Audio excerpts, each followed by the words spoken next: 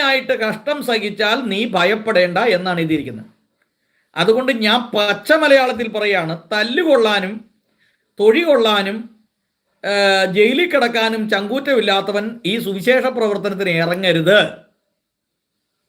ഒന്നുകൂടെ എടുത്ത് പറയാം, തല്ലുകൊള്ളാനും ജയിലിൽ കിടക്കാനും തൊഴി കൊള്ളാനും ചിലപ്പോൾ ചാണകം തീറ്റിക്കും, അല്ലെങ്കിൽ മറ്റ് പല പരിപാടി ഇടിക്കും, തൊഴിക്കും, ഗ്രഹാശയസിനെയും 2 മക്കളെയും തീയിലിട്ട് ചുട്ടുകരിച്ചതുപോലെ ചിലപ്പോൾ ആ അനുഭവം ഉണ്ടാവും. അത് ഏൽക്കാൻ ചങ്കൂറ്റമില്ലാത്തവൻ, മനോബലമില്ലാത്തവൻ സുവിശേഷ വേലയ്ക്ക് ഇറങ്ങരുത്. സുവിശേഷ പ്രവർത്തനം ഒരു പൂമത്തയല്ല. ഇവിടെ സുവിശേഷ പ്രവർത്തനത്തിൽ വന്ന അച്ഛന്മാരെ പോലെ, മാർത്തോമേലെ അല്ലെ മറ്റുള്ള സഭയിലെ അച്ഛന്മാരെ പോലെ 25,000 50,000 രൂപ ശമ്പളം മേടിച്ച് മൂക്കുമുട്ട തീറ്റയും കഴിഞ്ഞിട്ട് ചുമ്മാ ഇരിക്കാം എന്ന് ചിന്തിച്ചാൽ നടക്കുന്ന കാര്യമല്ല. ഇത് സുവിശേഷ പ്രവർത്തനം ഒരു പൂമത്തയല്ല. ഇത് കഷ്ടതയുടെയും ബുദ്ധിമുട്ടിൻ്റെയും വിലയാണ്.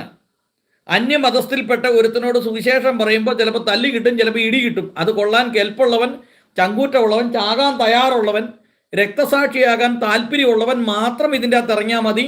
അല്ലാത്ത ഒറ്റ ഒരുത്തനും ഇതിൻ്റെ അകത്ത് ഇറങ്ങേണ്ട ആവശ്യമില്ല, നിങ്ങളെയൊട്ട് ആവശ്യവുമില്ല.